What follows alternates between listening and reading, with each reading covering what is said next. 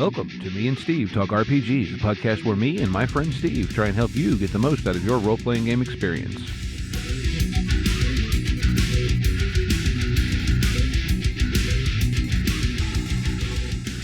Welcome back to Me and Steve Talk RPGs. Tonight, we're going to talk about something that has faced pretty much everyone that likes to play role-playing games, and that's how do you get a group started? Because, well, if you want to play these games, most of them, there are a few exceptions, require more than one person. So, there's a lot of different ways you can go about this, a lot of different factors you need to consider as well. So, where do you think we ought to start, Steve? I think we start in the most obvious place. I think we start with where do we find people to play these games? You know, there's a lot of options when it comes to that. There's friends, if you have friends that play them. There's friendly local game stores, meaning places that are welcoming, friendly. There's also Facebook, Discord, Reddit. There's a 1D 4chan, which is not 4chan, it's 1D as in 1D, 1die, 4chan. I think that's a pretty cool place to find people and resources for playing games. Yeah, I mean, I started gaming in college, and then it was not fully pre-internet, but like you still had a lot of like the old Unix-based chat servers and that kind of stuff. And so, but in college it was, well, you know, you knew this person that plays and they know this person, and so it was just a circle of friends, and you played this with these people and that with those people, and that was all how it worked. But as an adult, or if you found these games through, be it, you know, watching streams online or whatever, you're like, well, I want to play with people. Yeah, you may not, I mean, you can ask your friends, doesn't hurt, but they may not be into it. So, yeah, trying to find other people who do want to play these games, like you said, you ask your friends. You know, as far as your friendly gaming stores, you know, most stores that sell games usually have some sort of table space, because a lot of them do board games and card games and so on and so forth. And very often there are gaming groups who play there, or at the very least, the people who run the store know them and will do, in some cases, maybe even a formal message board in the store. Right.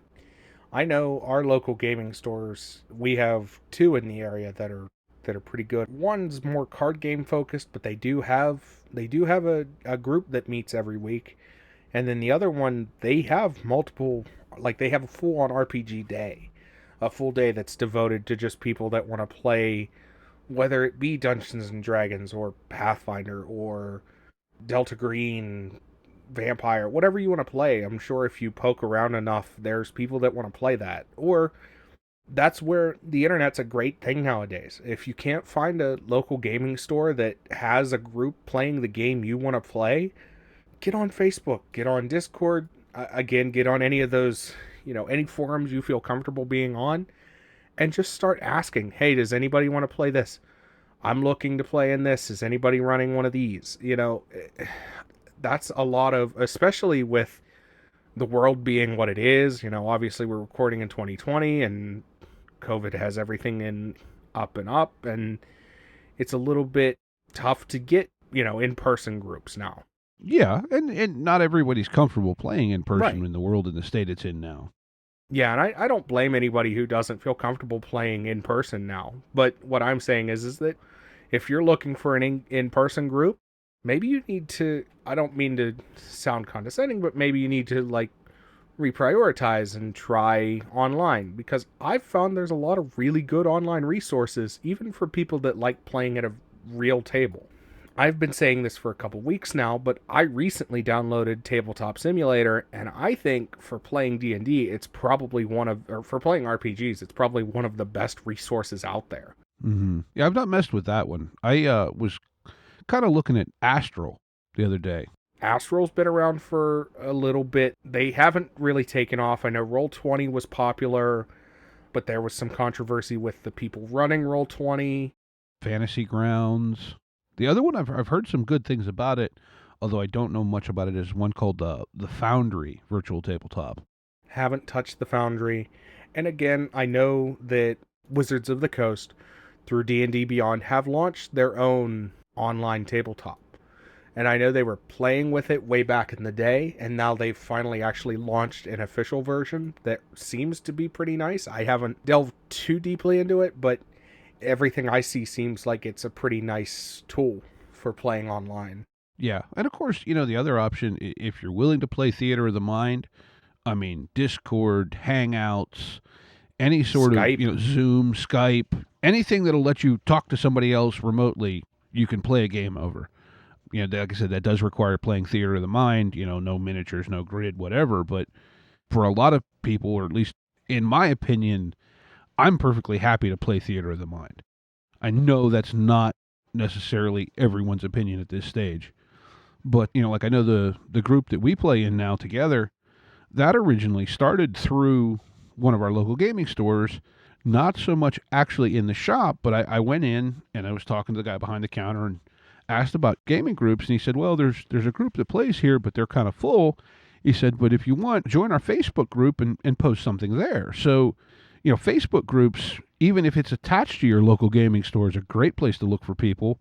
Just post up, hey, anybody want to play whatever. Again, like Discord channels, Reddit. I don't personally use Reddit much, but I would assume it works that way.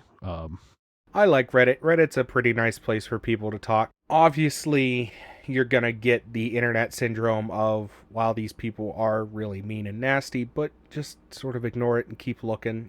There's people out there who aren't ignorant and will be nice to you and play games. Yeah.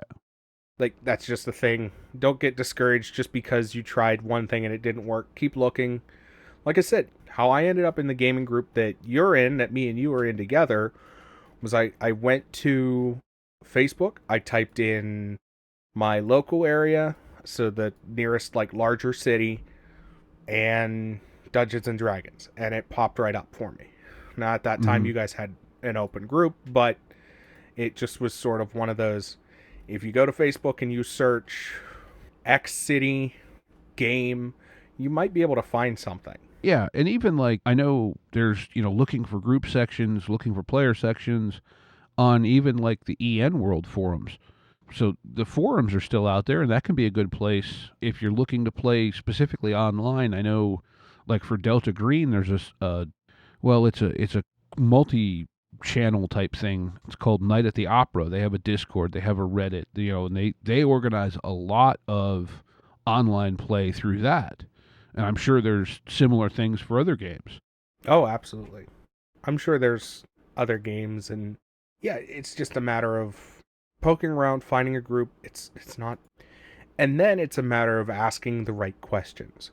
Yes, or knowing, if you put up a post on your local game store's Facebook group, say, hey, anybody want to play some role play games? What are they going to ask you? Right. They're more than likely going to ask, what are you playing? When? Where are we playing it? Who's going to run the game? Who's playing? That's a question I'll get sometimes. Who's playing in this?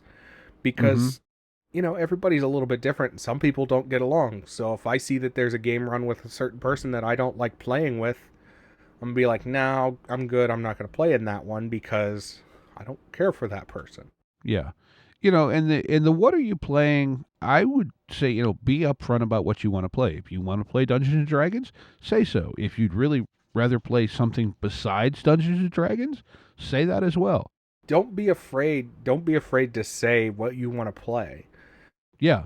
In that, though, if someone says, well, hey, I have this game that's kind of like that, but it's a little different, be a little open, too, as if it's something you're not familiar with. And, look, if it's a system you don't like, probably you're not going to have a good time.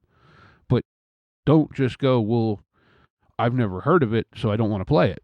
Right. Be open. Try new things. Try playing games you've never heard of. That's our biggest thing, is that we play Dungeons and Dragons. I'm not going to harp on it. I'm not going to say it's a bad game, but we want you to get out there and try the different games. Because when I got into this hobby, I didn't really know that there was much different than Dungeons and Dragons. I knew there was Dungeons and Dragons, I knew there was Pathfinder, and that was about it. And then as I developed in the hobby, I realized that there's all these other games. There's all these things that you could be playing. Don't be afraid. If you've never heard of a game before, Google it, take a look, see what it's all about, see if it's something that's remotely up your alley. Maybe give it a try. If you've never played RPGs before, every single RPG is a jump on point. There's not one out there that is made specifically for players who are advanced. Well, if there I is, can think of one or two, but the likelihood of you finding someone in those circles that specifically wants to play that game and nothing else is probably fairly limited. And even then, if you don't have a frame of reference, you're not going to realize that, boy, this game is pretty complex, because the person who wants to play it probably already knows it fairly well and will happily explain it to you. right, and just play games. That's our number one. It's what we tell you at the end of each episode. Try it. Now, if it's a game you've never heard of, maybe you don't want to DM that.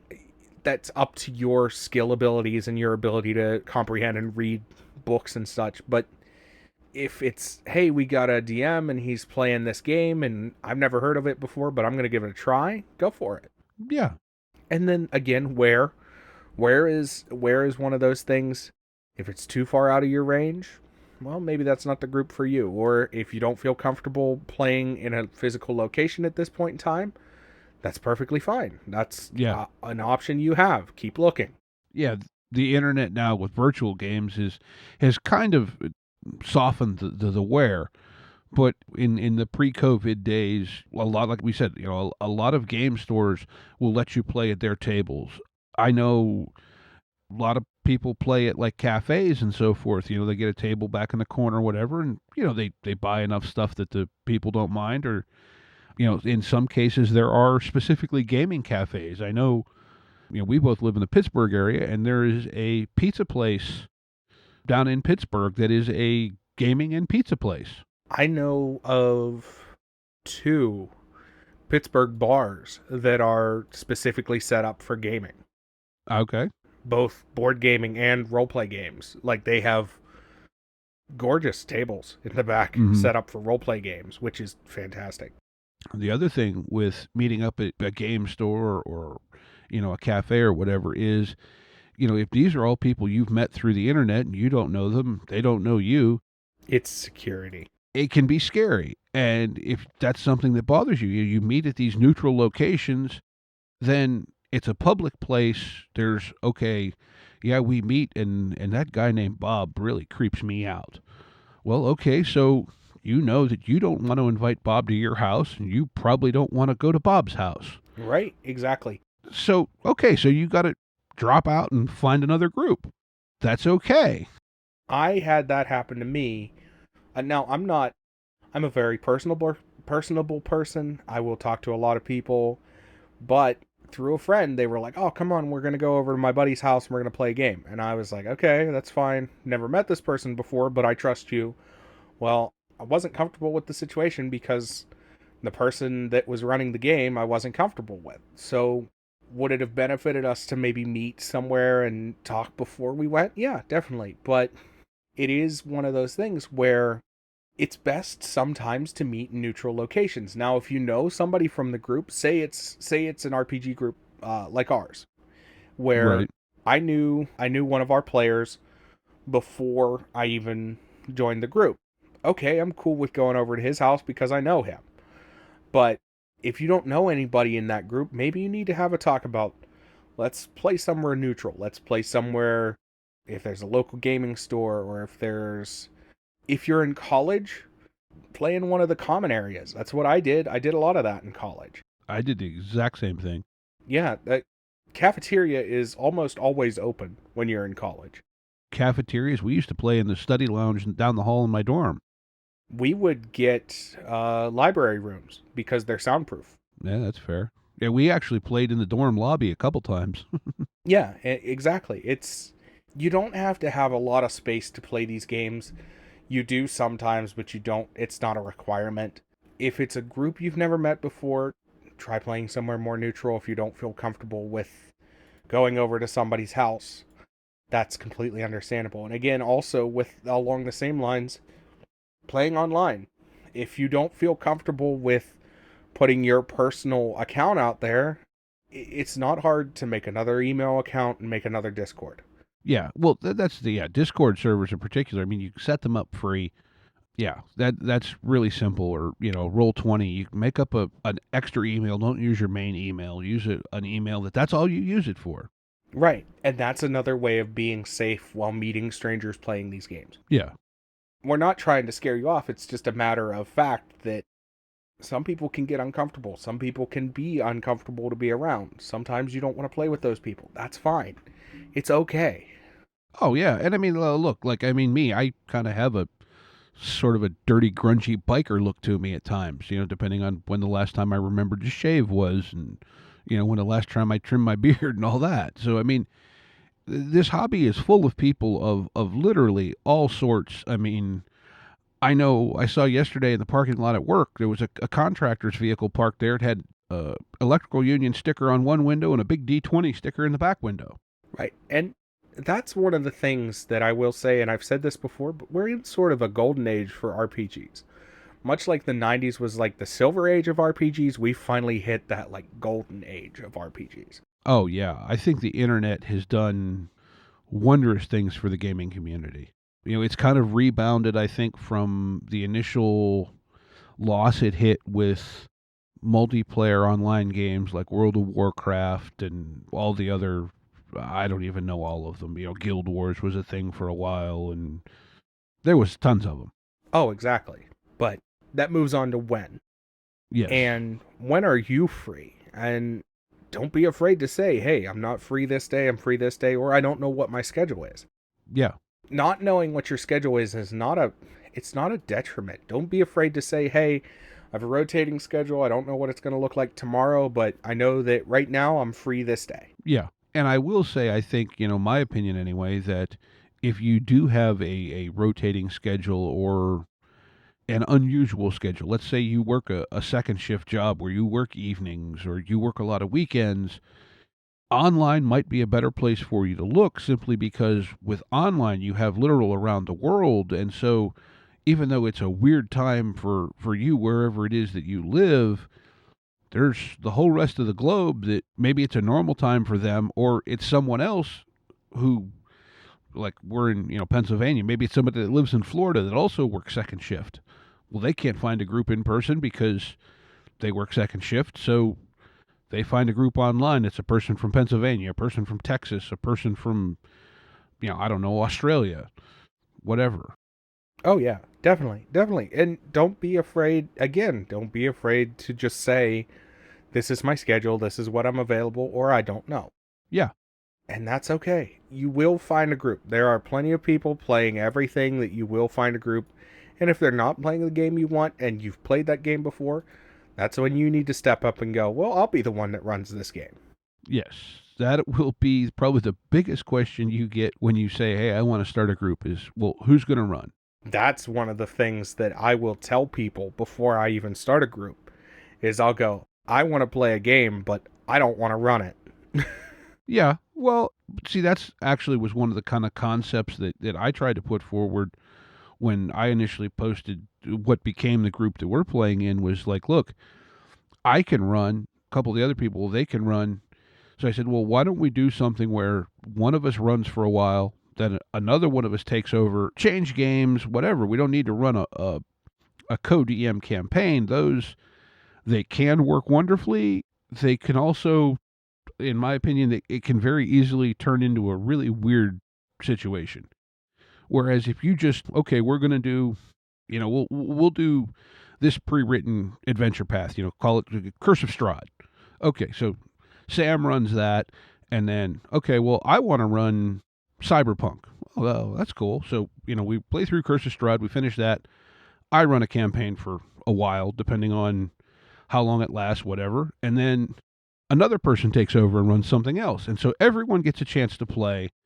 And that's, we were talking before we started recording, and you said, for you, it's not that you don't like running games, it's just that you don't want to run all the time. And not to get off on too much of a tangent, but I think that it's important as a DM for you to play the games that you're running once in a while. I think it teaches you how to be a better DM because it means that you're a player and you can borrow ideas from other DMs. And it also gives you a perspective of, oh, I ran this combat encounter way too hard for these players. Oh, I run a little too soft.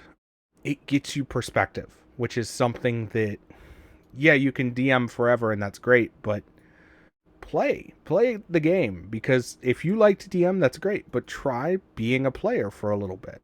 Yeah, absolutely. Try being a player. I mean, there are some people out there. The guy that runs EN World actually will publicly say he actually prefers to GM as opposed to play, and I think he means more in the context of campaigns than say convention one shots or things like that. But yeah, and if that's what you really want to do, then more power to you. But I think you'll find it a more fulfilling experience if you do a little bit of both. Oh, absolutely. And that moves on to the pitfalls. Mm-hmm. This is going to be your biggest, like, saying what your schedule is up front and then getting people to stick to that, because that's one of the Mm-hmm. most difficult things, is having people show up every time. Yes. And I'm guilty of it. I'm guilty of missing sessions. I'm guilty of bailing last minute because something came up. But everybody's going to do that. Everybody's going to have their, oh man, I got to take care of this. I can't go. That's how it is. If it gets to be excessive, maybe have a talk. Hey, is this the right time? Do we need to change our time? Is this the wrong time to play this? Yeah. I mean, and look, everyone should be at least reasonably reasonable and respect that, look, life happens. Stuff, I mean, it didn't affect anything game wise for me, but this past Saturday, I hit a deer driving around running some errands in the morning. Well, that throws a kink in things. It's going to happen. But the thing, and I will say this in regards to scheduling, and it kind of ties into people showing up. The one thing that I find more frustrating than anything else is if you have a person who just perpetually shows up late because they never remember that you're meeting. That drives me insane. Yeah, look, I'm guilty of this one, but I at least acknowledge. I'll be like, I'm on my way. I'm just late. Yeah, well, but that's, and I wasn't in any way talking about you. No, I know. I understand where you're coming from. I just want to put that out there, that I'm not even. If you take away one thing from this podcast, don't take away that we're perfect. Like, that's not true at all. Oh, Um, heavens no. but it can get frustrating when you have a player who doesn't prioritize playing the game, or doesn't prioritize is an odd word, but it is sort of prioritizing. It's making an effort to make sure that you're there, and there on time, and not missing important sessions, and what you do as a backup for that. That's another thing, is that you need to talk about, hey, this week so and so can't be here, but I can come, so can Bob and Billy, so we're like just down one player. What do you want to do? And Yeah. sometimes that means run a one shot. Sometimes that means doing what I refer to as bubbling a character, where you literally just drag their character along and go, well, you're coming on this adventure whether you're here or not, and we'll just fill you in when you are here. Yeah. I prefer that method sometimes when I can't be there, just because it's like, well, I know I'm missing stuff, but I'm not missing. I would much rather be current than have to make everybody hold back and go again. You know what I mean? Yeah, exactly. Yeah, and there are multiple ways to deal with it. I will say, with the amount of free or very, very cheap quick starts that are out on the market right now, that's the perfect thing for, if you're not the person GMing, but you do run games and there's a game you're interested in, get your hands on one of these quick starts. A lot of them, like I said, you can download the PDFs in particular for free. I know that's like, we refer to it all the time, Delta Green. Their quick start is called Need to Know. It's a free download from DriveThruRPG. It's actually also available as an audiobook on Audible. And so, have that, read it a few times, and just keep it in your bag. It comes with pre-gen characters. Keep it in your bag, print off the characters or whatever. But have it in your bag. Someone showing up, say, hey, you want to run this quick start? They're usually intended for roughly a 4-hour session. So again, it's a perfect way to try out a new game at next to no cost. There's almost no setup time if you've got pre-gens. It's a great thing to do. Something that, my opinion, should be done a lot more in those specific circumstances. One-page RPGs. Well, yes, those too. Get yourself some one-page RPGs. Because Yes. I can't list the number of times where I sat down with my friends and they're like, I don't want to play D&D. Okay, here, I have this. And it's a one-page RPG. And it's a lot of fun. Because it's different each time you play it. But it's only one page. And it only takes a little bit of real estate. Whether it be on your phone or in your bag. It's just a little bit of real estate. And it's right there ready to go. Yeah, and there's a number of them. We've mentioned a few of them on the show before. Jason Statham's Big Vacation, Honey Heist, Lasers and Feelings. The whole James D'Amato book. Yeah, that should be out probably right about the time this drops, I think. It should be roughly.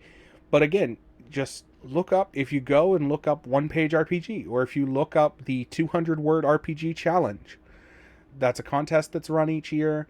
You get a lot of really good one page RPGs out of that. Some that are actually really impressive for them being 200 words. Mm-hmm. I've seen a couple that are thoroughly impressive for how small they are.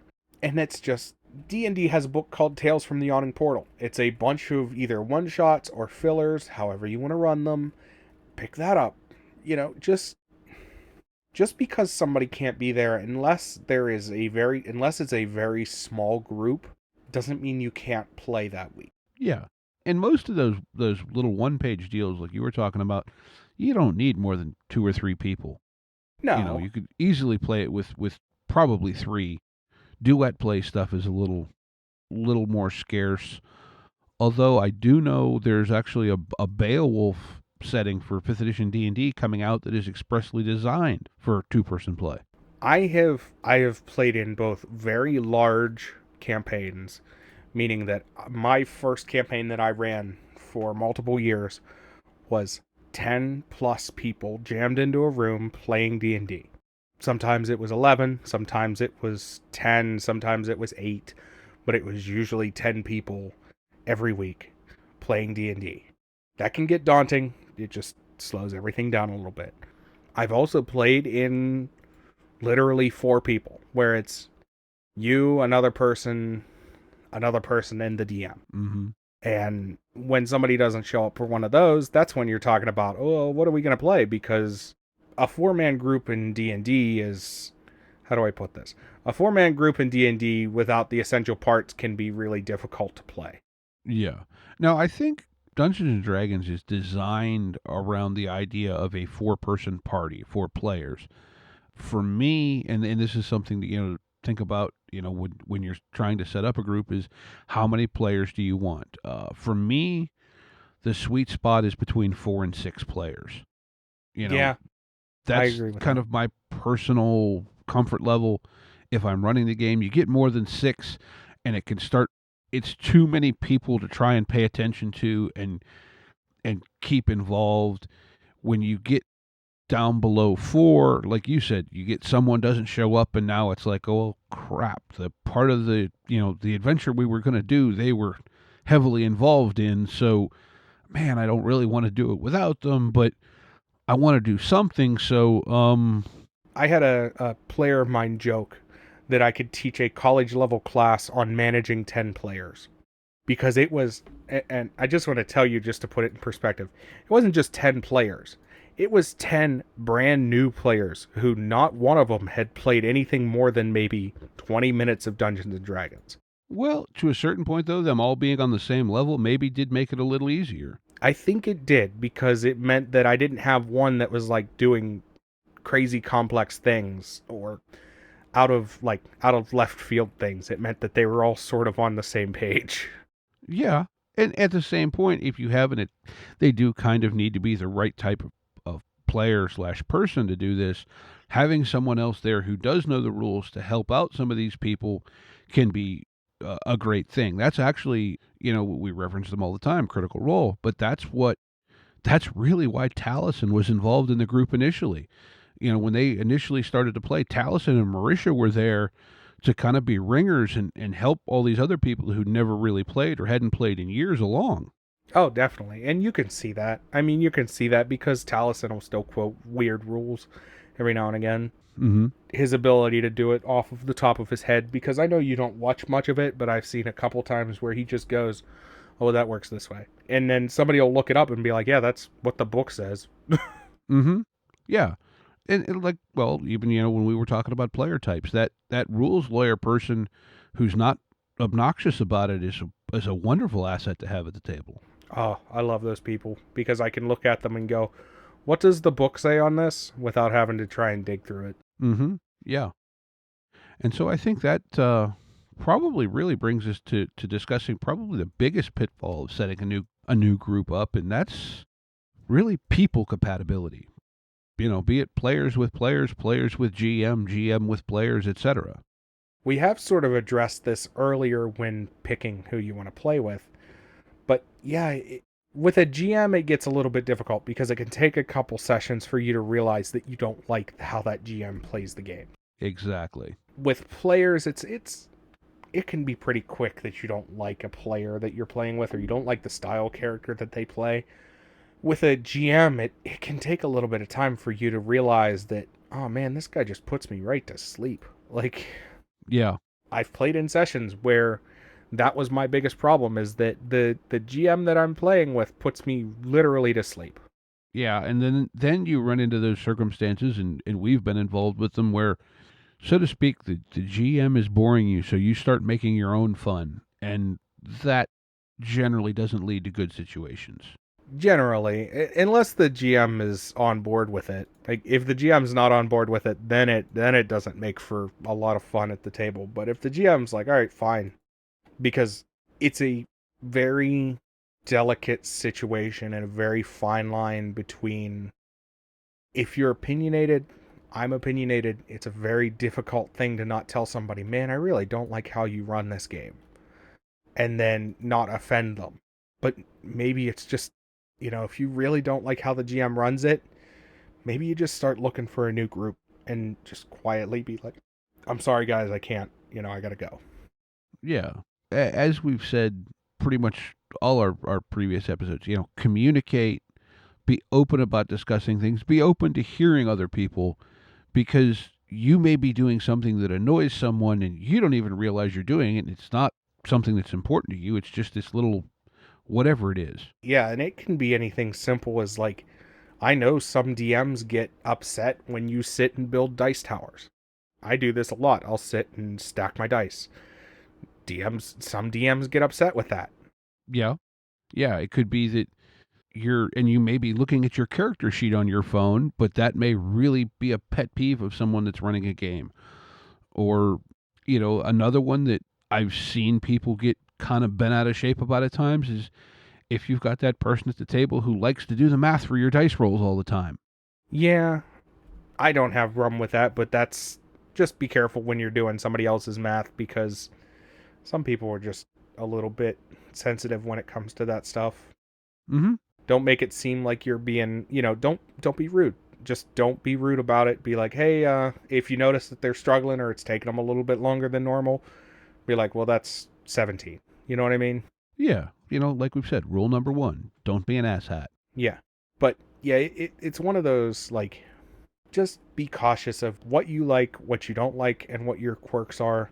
If somebody comes to you and says, hey man, why do you sit and fidget all night? Well, be like, I'm sorry, that's sort of a thing I do, because I can't keep still. I'm a compulsive fidget. I know, and you usually sit next to me at the table we play with, and so I'm sure you're like, what is he fiddling with now? Oh, it makes my ADD trigger really bad sometimes.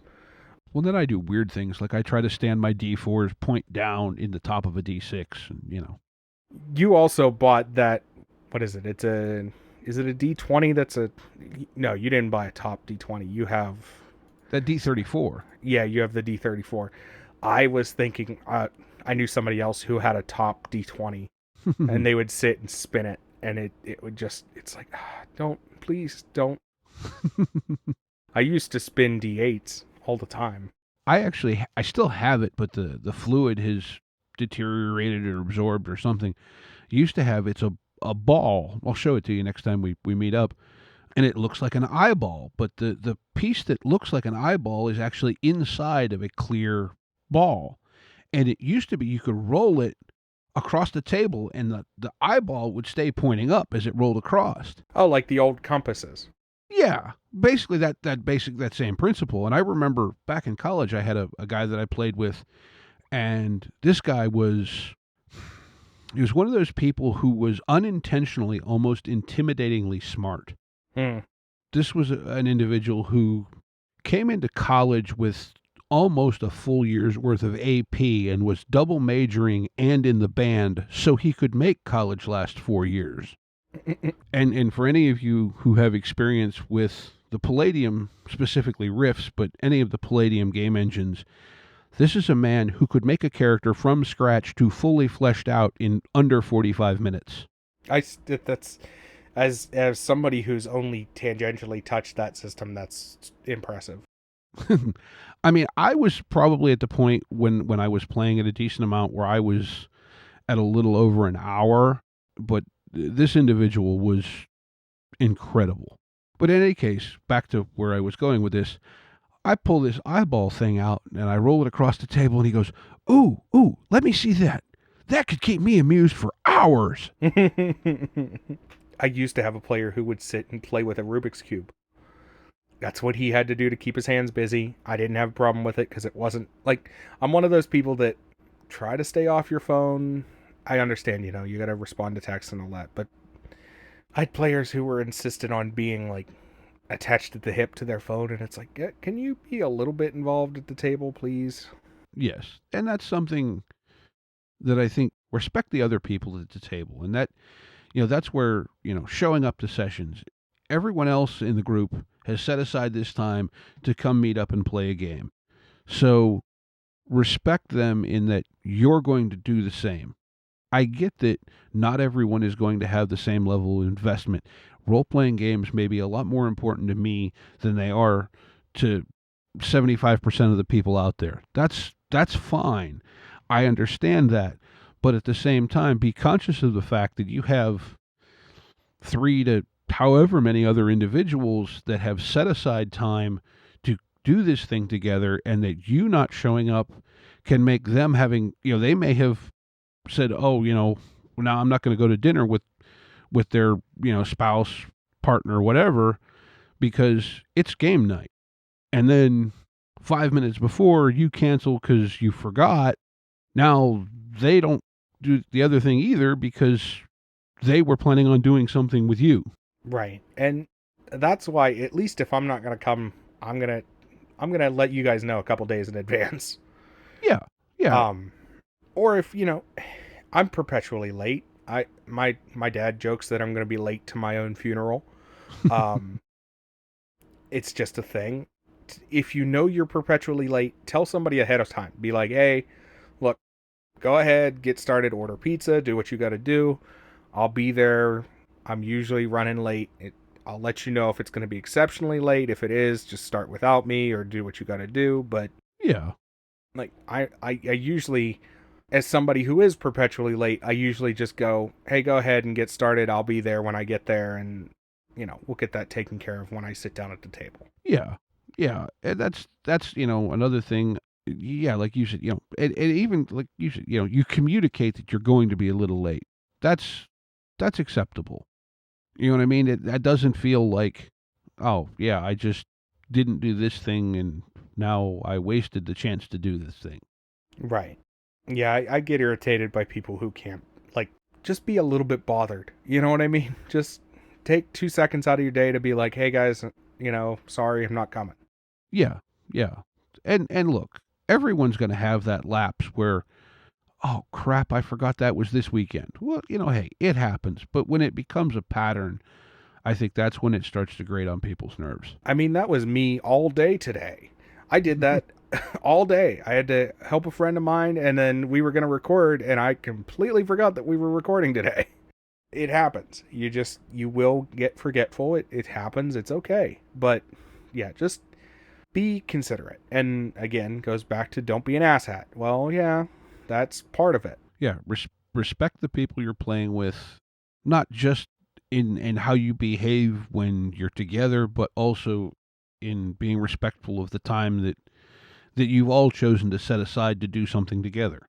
And then from there, that's pretty much it. You've figured out how to get a group started and play the game. Yeah. Now, let's talk about what game you should play by getting into our game of the week. Oh, game of the week. Game of the week. Game of the week. I think it's your turn this week, Steve. I think I went first last time. I thought you were starting this one off. Oh, whatever. I can start this one off. All right, you start this one off. Okay. So let me ask you this. I know you like a lot of TV and movies and so forth. Do you like cop shows like NYPD Blue or Blue Bloods or any of those kind of investigative cop dramas? Yes, I love cop dramas. Okay. How about superheroes? Or maybe not so much superheroes, but we'll say mutant powers, kind of like X-Men, but maybe toned down more to like the CWDC universe.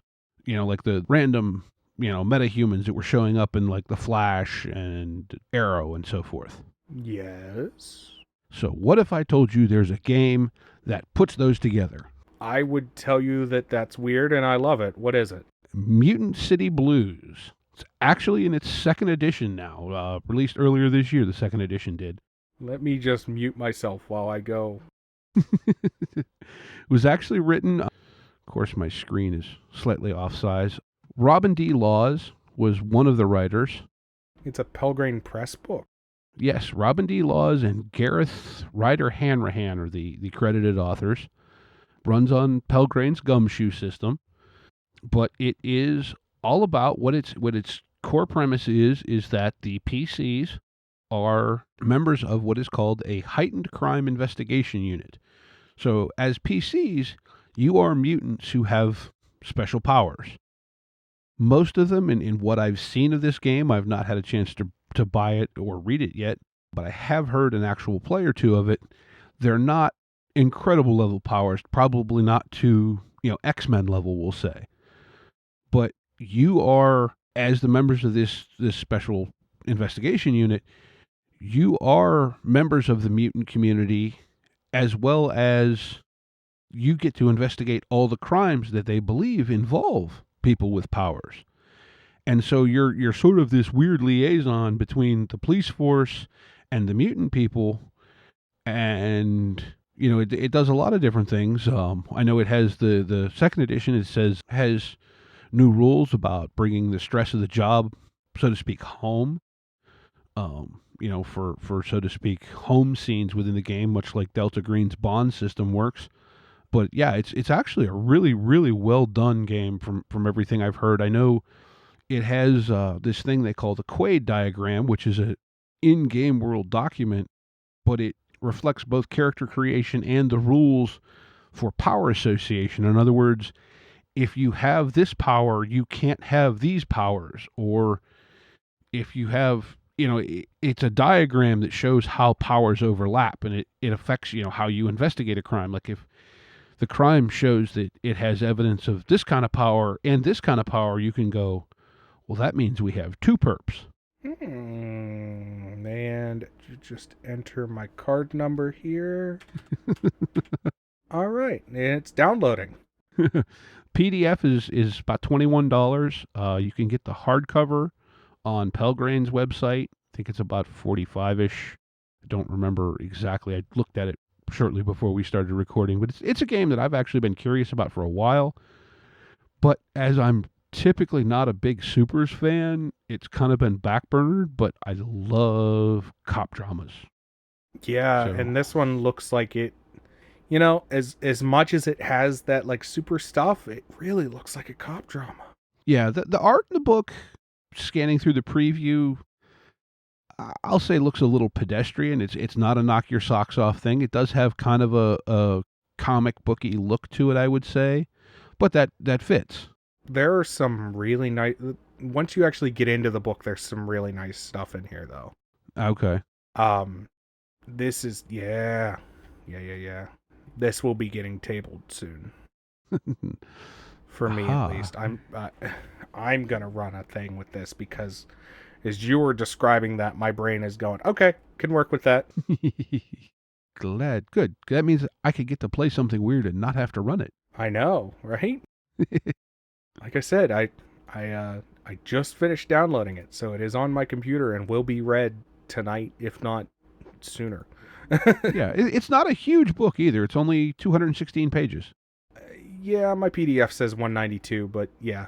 Well, I'm going off the drive-through spec, but yeah, I think it just came out the spring of this year, the second edition. The older edition's been out for, I don't know, 5, 6, 7 years. Well, that's really cool. And that is definitely going to be getting tabled sooner rather than later because that looks really, really awesome. All right. So what have you got this week, Steve? I have Agon. And pardon me if that's not how it's pronounced. It's Agon. It's from 1-7 Publishing. And it is a game basically set in like the Greek pantheon. It's set in essentially Greek mythology. And if you look at the artwork, it's very ancient Greece. And that has always caught my attention. It's always been something that I love the look of. And this seems really fun. You know, it's heroic. They use the term fast-paced heroic adventure. They also say it, you play it as a zero prep one-shot or enjoy it as an ongoing series. I like the zero prep one-shot stuff. Yeah, I noticed that. That's something, you know, we were just talking about that. Drop it on a table and go. And so I like that. When I see that in a book, especially for an odd RPG, you know, something that's not Dungeons and Dragons, Pathfinder, you know, the mainstream stuff. I like that because that means I can drop it on a table, go, let's play this. Nobody's going to have any objections because it doesn't take any real setup, you know. Right. Yeah, that's one of the things that people will complain about is, well, so we got to make characters, and now that takes, you know, an hour and a half by the time the whole table makes a character, and blah, blah, blah. But yeah, this looks like it's set up to slap it on the table and go. Yeah, and I'm a big proponent of the art in a book. It's gorgeous. It's gorgeous art. It's that very, you know, looks like it was drawn on pottery. Like Yes. Okay, I was trying to figure out how to describe it. That describes it perfectly. Yeah, it looks like it was drawn on pottery. And it looks really, really cool. Yeah. So it says it comes with 12 pre-made adventures. Yeah, it must have pre-gen characters too, because typically you don't advertise that you're a zero prep one-shot if you don't have a pre-gen, or maybe generation's really easy. Oh, this is, the one author's the same guy that wrote Blades in the Dark. Oh, cool. So, there you go. And you know it's quality because Blades in the Dark is awesome. And it looks like he did all the art for it as well, at least if I'm remembering that name right. John Harper, I believe that was an individual who wrote... Yeah. Oh, and he also did Fiasco. Oh, wow. Fiasco, that's one that I'm going to bring up at some point. Yeah. Fiasco is a really fun game. Yeah. Well, it looks like he's worked on a lot of stuff. But yeah, so Agon, check that out. That looks really cool. Ooh, he's got one called Bootleggers, and that is up my alley. Anyways, just put a pin in that. Ignore the man compulsively downloading in the corner. This is the problem, is that, like, as we've gone away from physical books and switched to digital, I'm going to have to buy another hard drive. Well, the nice thing about drive-through is that once you check out with a product, they store it for you, so you can re-download it from them at no cost as long as you log into your account. I trust drive-through-RPG. I don't trust a lot of other companies like that. I'll just say it that way. Hey, that's fair. Drive-through's been around for quite a while. And their website reflects it. Well, they do have a new one in the works. Yeah, I can't wait until that new one's out, because their website looks like it's from about 2010. Hey, it does what it says on the cover. Yeah, and that's, again, I think we've talked about this before, but how do you know you're on the genuine drive-through RPG website? Does it look old? Because if it doesn't look old, you're not on the genuine drive-through RPG website. Yeah, or at least, you know, as of right now. Yeah. I said the previews of the new site look quite interesting, really. I think with that covers our games of the week. So we move on to saying our goodbyes. So I want to thank you for listening. I want to remind you to be kind to each other and get out there and play some RPGs. Yes, drop us a line. We're on most of the big social media, well, at least Facebook and Twitter. Leave a review, please. Yes. It helps. And come find us on Discord and tell us what you think. Give us ideas. We are on Discord now. You can get on our Discord. It's Me and Steve RPGs. I pinned the invite link to our show Twitter profile. Perfect. I'm going to do that to our Facebook right after we record here. But yeah, you can find us on Facebook. If you can't find the Discord, message us on Facebook, message us on Twitter, tweet at us, yell at us, tell us what we're doing good, tell us what we're doing wrong. Yep, we're at and RPGs because I'm a moron and don't know how to put in things to get the handle, the at thing that I want on Twitter, but that works. Yeah, at and RPG is pretty neat. We're also Me and Steve RPG Podcast on Facebook, as well as everywhere podcasts can be found, short for 1 or 2, but that's because they haven't replied to me yet. So yep. So yeah, listen, tell your friends, leave us a review, come find us. We'll, as much as I can get away from what I have to do to get paid at work, I'll be active on Discord and so on and so forth. Yeah, and one of the things that I'll say, not necessarily right this second, but, if enough of you join the Discord, maybe you'll get to play some games with us, because we're always going to be looking for more players. Yeah, I was thinking, maybe we take some of these games of the week and do a thing every now and then where we round up a handful of people from the Discord and go, hey, you want to play this thing? Yeah, exactly. And I think we'll definitely be looking into that, and more than likely, because come play. Yeah. I mean, that's it. Yes, so with that, be kind to each other and go play some RPGs.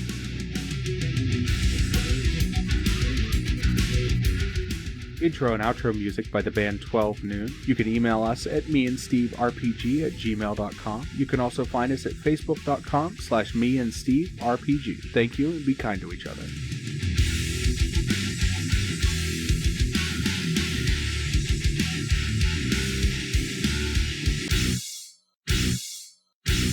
How much for the cigar? Cigar, $20, dog. You gotta go down the street to the store and buy that.